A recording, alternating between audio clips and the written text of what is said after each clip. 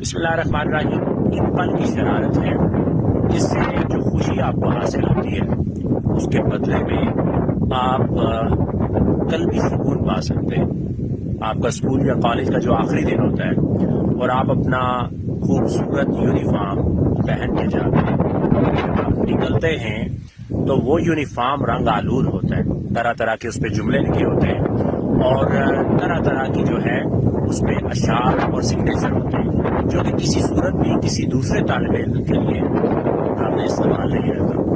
اگر آپ اپنے نوٹس کو آپ اپنے اس یونیفارم کو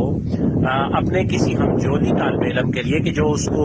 افورڈ نہیں کر سکتا، یا یونیفارم لینا اس کے پیرنٹس کے لیے پورے ایک ہفتے کی سیونگ کے برابر ہے،